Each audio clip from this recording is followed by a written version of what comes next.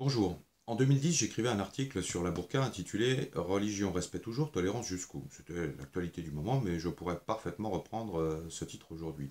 J'expliquais que ce carcan de tissu obscurantiste n'avait pas sa place dans notre République. Il en est de même pour le burkini, et d'ailleurs pour les mêmes raisons.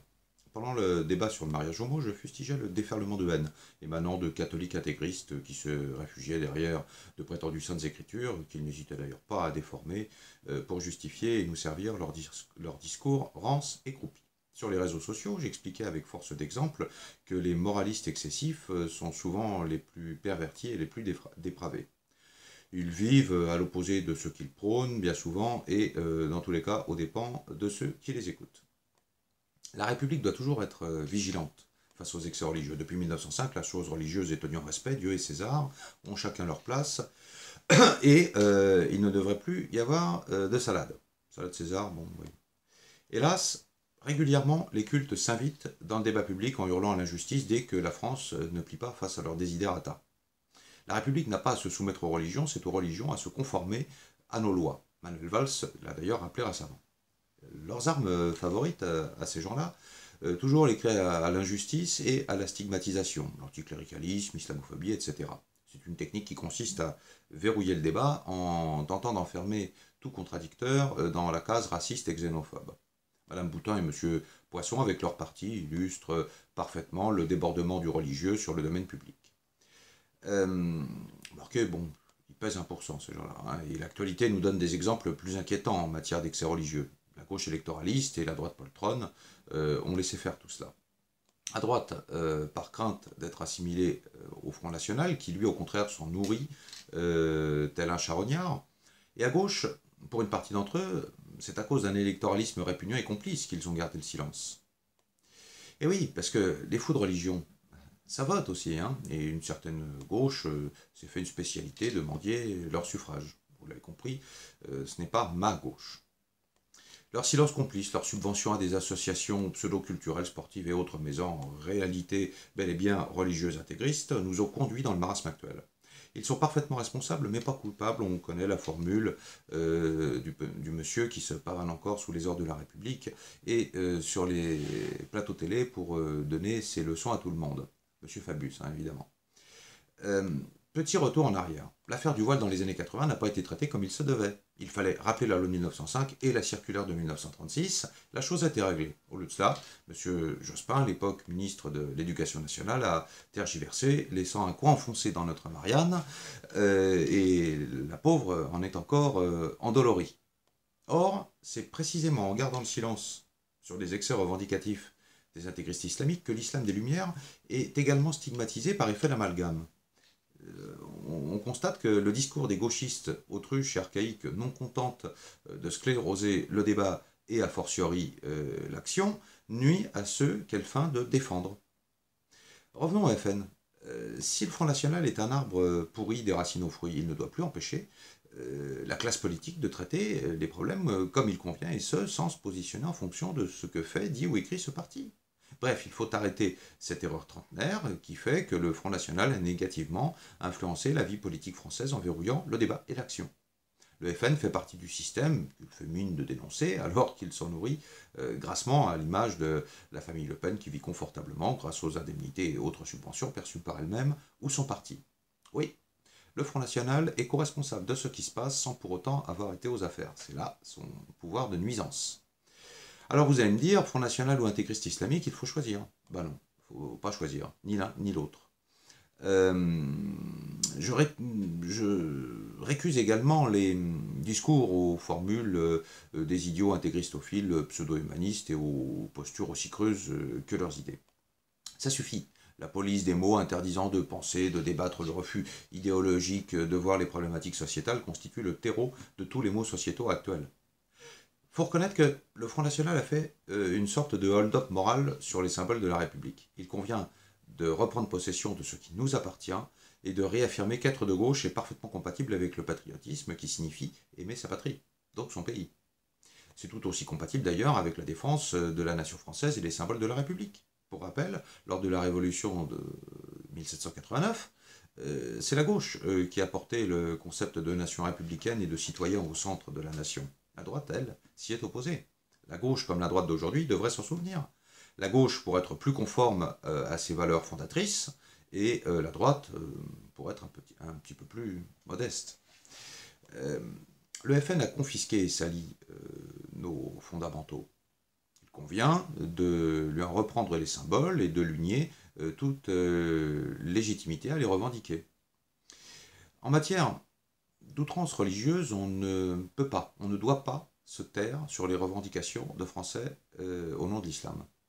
Ces revendications sont parfois bien compréhensibles. Qu'un plat sans porc soit proposé dans les cantines scolaires et hospitalières est une élégance des plus élémentaires et conforme à l'esprit républicain, devant faire bon accueil aux minorités religieuses. Les grincheux s'y opposant le font par xénophobie. Il est compréhensible que les pratiquants d'un culte veuillent avoir un lieu de prière et que, le cas échéant, les maires étudient la faisabilité de celui-ci en fonction du contexte et bien entendu des règles d'urbanisme.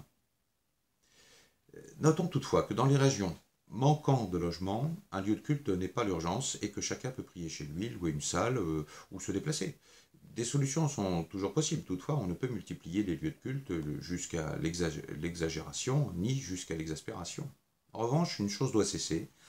Il est inacceptable que les deniers publics financent des structures associatives dont le statut culturel constitue un contournement de la laïcité. Les seules exceptions admissibles sont les structures à visée humanitaire, dont le caractère d'aide envers des gens en difficulté doit être démontré avant de prétendre à la moindre subvention, puis l'usage des fonds perçus par la suite doit être vérifié.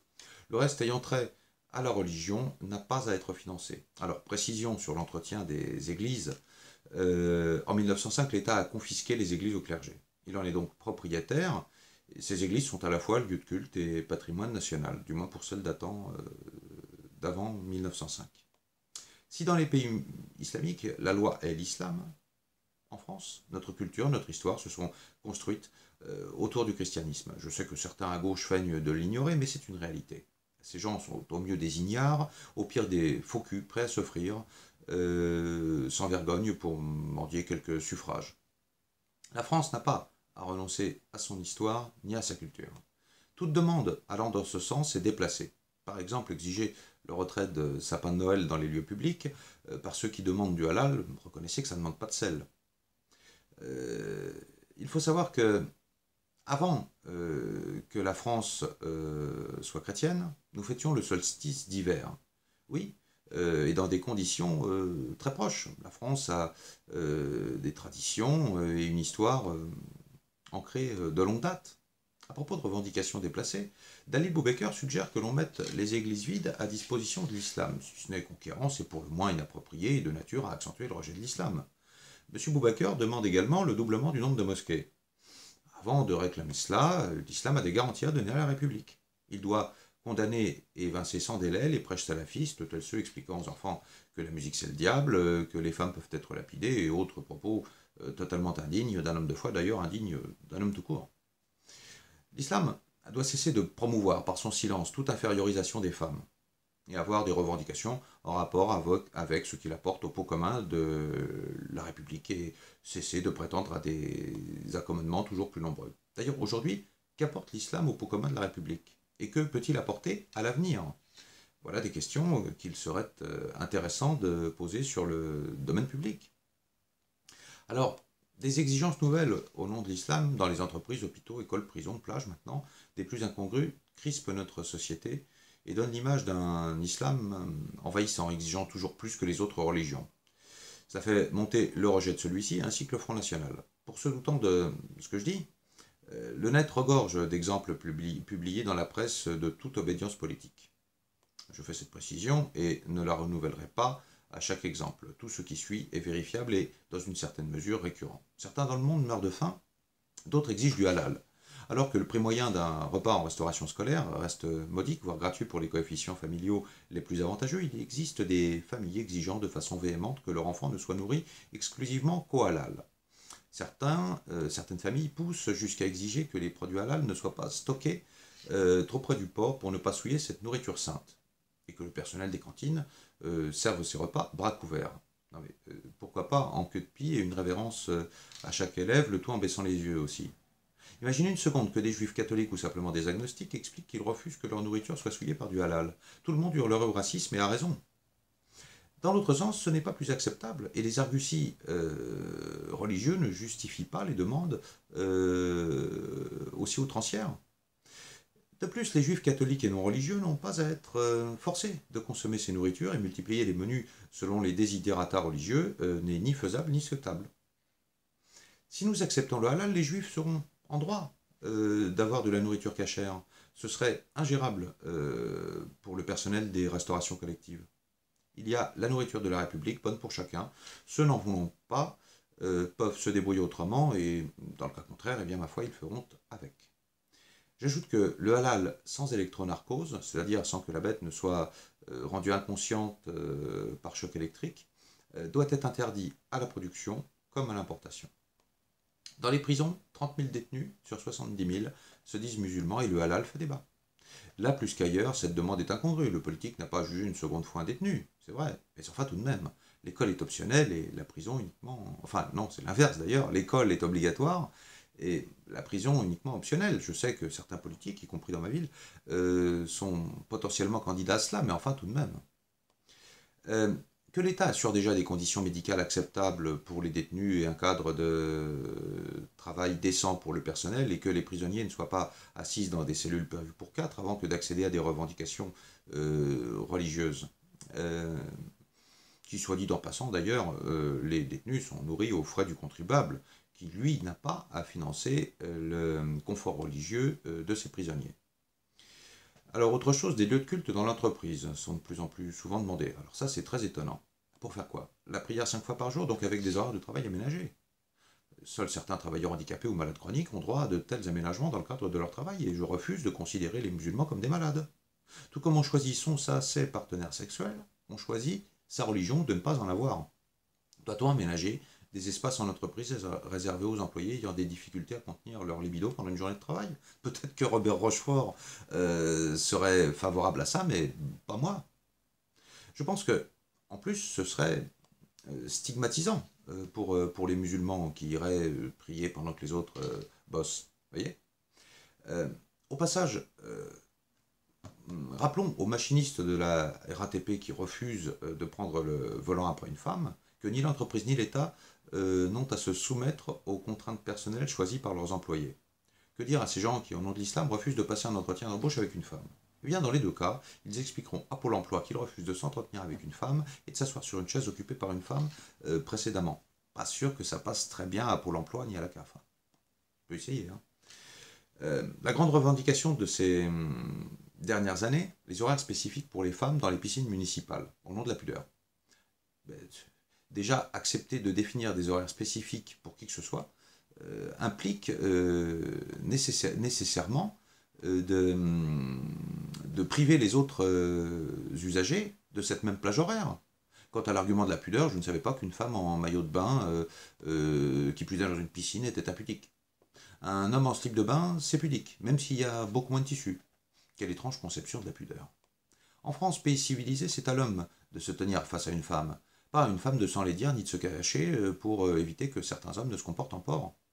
Plus grave, certains hommes refusent que leur femme soit accouchée ou examinée dans le cadre d'une arrivée aux urgences par des médecins hommes. Certains sont allés jusqu'à l'agression physique. En France, un mari ne décide pas pour sa femme. Celle-ci est libre. Et on n'a pas le droit, dans les urgences hospitalières, de choisir son médecin.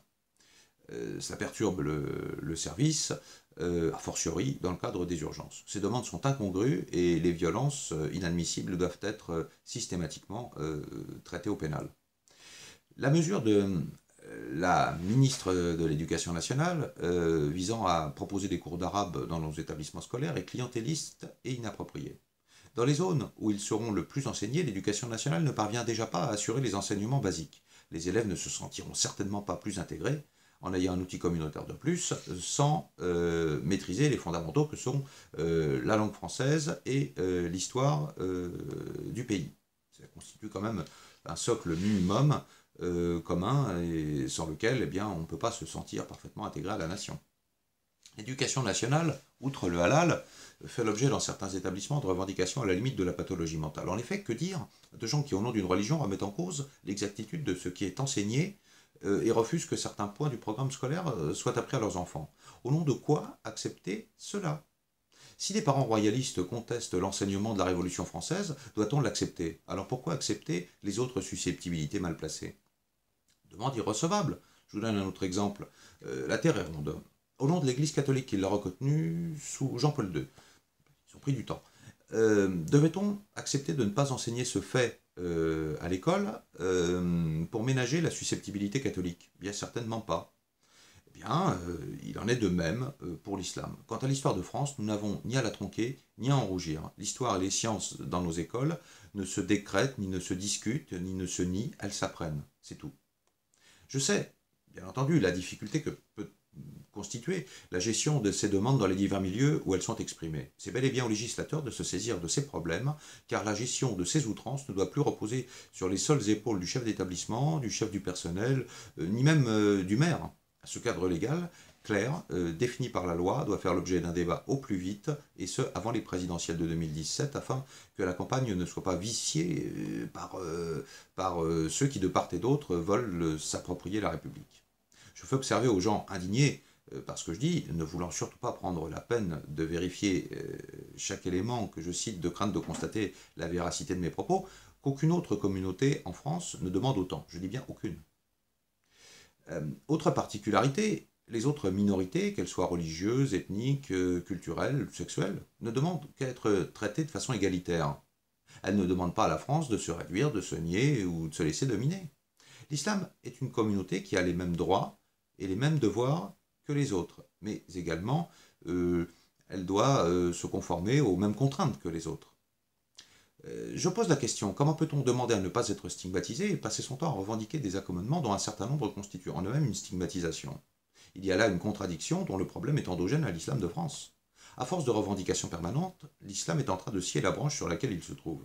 Chacun en a assez des caïds islamistes dans nos quartiers, les plus délinquants pudiquement qualifiés de populaires où règne l'apologie de la drogue, du rap arnu au texte anti-France, des grosses bagnoles et des femmes à gros nichons, pendant que ces charmants jeunes gens font vivre leurs sœurs sous leur joug pseudo-religieux. Leur héros est Tony Montana hein, de Scarface. On est quand même loin de la religion. Hein. Dans ces quartiers où l'islamisme est très présent, alors qu'il régit les codes vestimentaires, alimentaires et se mêle de la sphère intime, et notamment sexuelle, curieusement, il ne lutte pas contre la délinquance. Pourquoi l'islam ne remet-il pas de l'ordre dans ces quartiers? C'est pourtant le premier rôle d'une religion que de mener ses fidèles sur le droit chemin. Cela démontre bien que ce n'est pas l'islam, mais l'islamisme intégriste qui gangrène certains quartiers. La religion est censée être une sorte de directeur de conscience, pas un instrument de pouvoir ni de domination sur son semblable.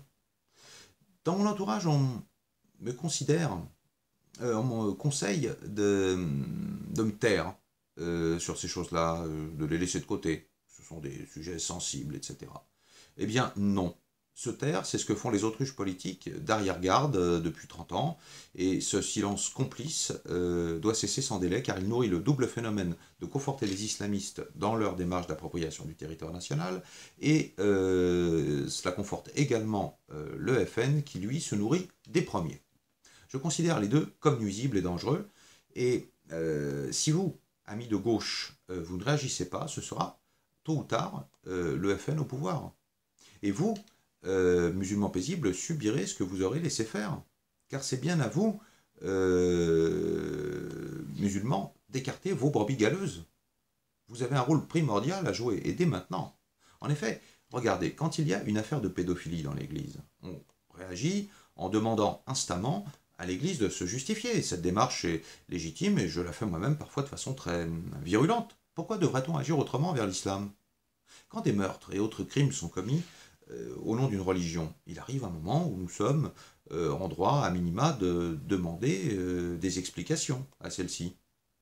Agir autrement, c'est soit par peur, et la peur ne doit pas entraver les politiques, soit parce qu'il préserve un électorat, et c'est parfaitement méprisable, soit enfin parce qu'il considère que les représentants de l'islam sont des abrutis, n'étant pas en capacité de penser ni de s'exprimer, et c'est tout aussi méprisable, et pour le coup islamophobe. L'islam doit se conformer aux mêmes règles du vivre ensemble que chacun d'entre nous et en accepter les mêmes contraintes. S'il veut être intégré à notre société, il doit conserver sa part religieuse et renoncer à la partie politique et bien entendu à la charia qui n'ont aucune place en France. L'Angleterre a autorisé les tribunaux islamiques, c'est une aberration qu'ils paieront très cher dans les années à venir. Oui, par ces excès de revendication, l'islamisme essaye de gagner du terrain. Si l'islam religion est le bienvenu, l'islamisme, donc la composante politique portée par les intégristes dont les salafistes et les frères musulmans, bénéficiant à minima de la complaisance voire de l'appui de l'UOIF, n'ont aucun droit à avoir, ni aucune revendication à avoir sur le territoire français. L'islam est une sorte de Pâques, religion, politique, justice. Il se trouve qu'en France, seule la partie religieuse est et sera admise. C'est ainsi. En France, État laïque, les prescriptions religieuses n'ont aucune valeur de loi ni légitimité et doivent s'effacer face à la loi et aux libertés individuelles. La France est ce qu'elle est, ses mœurs sont ce qu'elles sont, et d'ailleurs elles sont le fruit d'une lente maturation.